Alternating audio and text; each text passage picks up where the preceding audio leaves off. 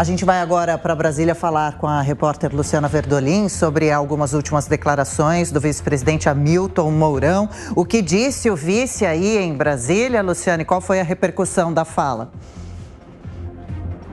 Olha, Adriana, Hamilton Mourão chegou agora há pouco aqui na vice-presidência da República e comentou uma pesquisa que foi divulgada hoje pelo Instituto de Estudos Socioeconômicos, que aponta que o Brasil estaria investindo mal em políticas sociais. A pesquisa aponta, por exemplo, que o Brasil andou para trás ao alimentar a falsa dicotomia entre vida e economia, sem salvar nenhuma delas. E fala, inclusive, em década perdida.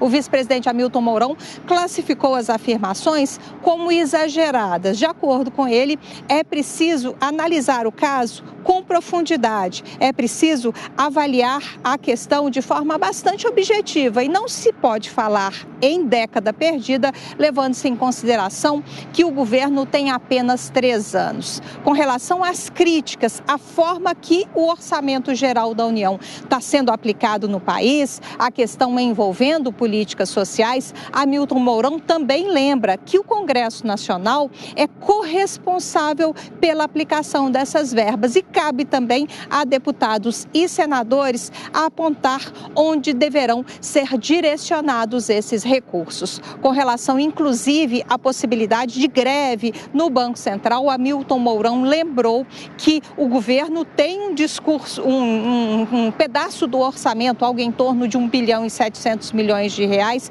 destinados a reajuste de servidores públicos. O problema é que agora, em ano eleitoral, a avaliação que se faz é que só pode ser repassada a inflação do período para servidores públicos. Várias categorias estão reclamando nesse momento, cobrando reajuste aqui do Palácio do Planalto. Verdade, a gente tem acompanhado, não é? A Luciana Verdolim volta daqui a pouco com outros destaques da capital federal. Ricardo Salles, o vice, quando fala, o Mourão, essa declaração ou as declarações estariam afinadas com a do presidente? Não necessariamente. Há exagero nos noticiários? É difícil generalizar, mas em alguns? A verdade é que há uma verdadeira indústria, né, em torno desses assuntos. Instituições, ONGs, acadêmicos, entidades que foram sendo criadas para tomar dinheiro do contribuinte ou tomar dinheiro que é repassado do Brasil de lá de fora para cá. Se você pegar todos esses assuntos, questões indígenas, quilombola, sem terra, temas ambientais, temas culturais, há um verdadeiro sangradouro do dinheiro público. Isso acontece há muitos anos e foi no governo do presidente Bolsonaro que se fechou a torneira, acabou a teta. O governo do presidente Bolsonaro foi lá e disse, olha, projetos que tiverem mérito, estiverem sendo bem geridos, serão apoiados. Aqueles que não conseguirem comprovar a efetividade das suas medidas, a eficiência do recurso que é tomado, o gasto do dinheiro público, seja do contribuinte ou de verbas internacionais, não importa, né? Aquilo que passa por dentro do governo não pode ser destinado para enganação, para enrolation, né? E o que havia muitas dessas áreas era exatamente isso. O governo fez o devido saneamento nesses diversos aspectos e agora a turma que está desmamada está chorando.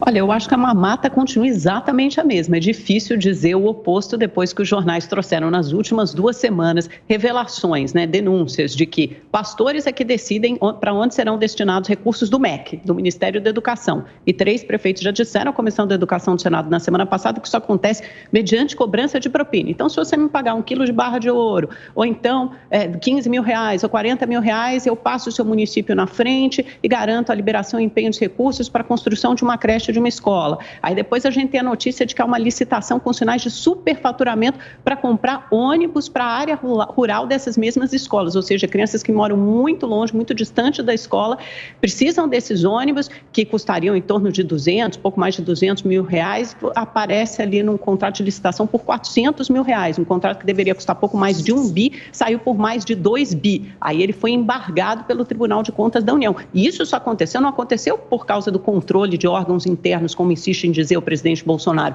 Não, isso aconteceu depois de revelações de matérias investigativas sérias, feitas por um jornalismo competente e sério de grandes veículos de comunicação. E é isso que mantém esse país em pé, muitas vezes, porque tem que ser fiscalizado, tem que ser cobrado, é esse o papel do jornalismo, tem que questionar e muitas vezes investiga, denuncia, a partir daí órgãos de controle tomam as suas iniciativas. A gente viu a Paula Cuenca agora falando dessa história da Codevasf também, a suspeita de que empresas de fachada participem de processos licitatórios, em que uma só empresa do Maranhão, essa é a revelação de hoje do jornal Folha de São Paulo, abocanhou contratos, sendo que ela não tem a menor tradição em asfaltamento de estradas, de rodovias, abocanhou contratos de mais de 600 milhões de reais. Então, esse é o modo de fazer política, parece que continua exatamente o mesmo de governos anteriores. O Centrão loteia cargos importantes, tanto no Fundo Nacional de Desenvolvimento da Educação, como na Codevasf, continua mandando nesses recursos, no destino desses recursos, e é a principal base de sustentação de apoio do governo Bolsonaro. Então, me diga como esse governo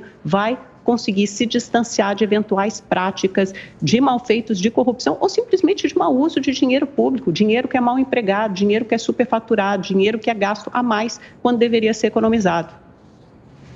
Ai, como é cansativo, né, Amanda? Ficar repetindo a exaustão, essa narrativa de que suspeitas... Não é narrativa, não, é jornalismo, Cristina, é diferente, é jornalismo. Aquele volume absurdo de bilhões desviados de estatais, todo o saque que foi feito ao Brasil, a institucionalização da corrupção implantada como política pública pelo PT e seus partidos aliados. Que cansativo, viu? Querer dizer que isso é a mesma coisa. A imprensa tem sim que fiscalizar, precisa fiscalizar e precisa... papel dela, assim como o Congresso precisa, assim como todas as instituições de fiscalização precisam.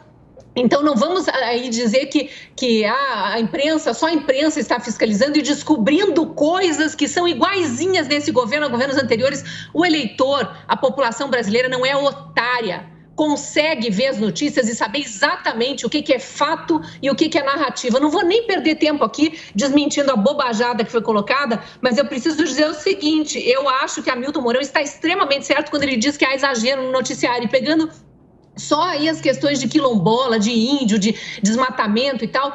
Foi esse governo que fez o levantamento de que há 3.300 ONGs no Brasil, sendo que mais de 3.000 atuam na Amazônia. Poxa, se nós temos 3.000 ONGs atuando na Amazônia, por quê?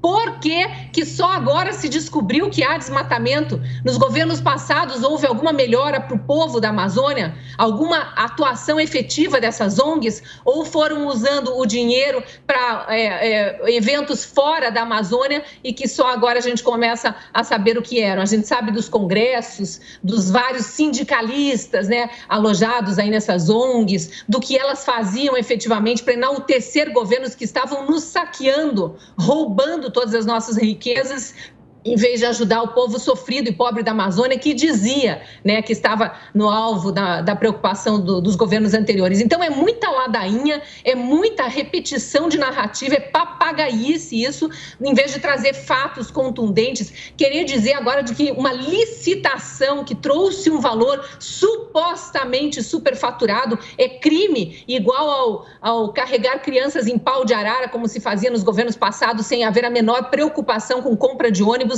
é demais, né? O povo está atento e sabe exatamente o que é fato e o que é narrativa.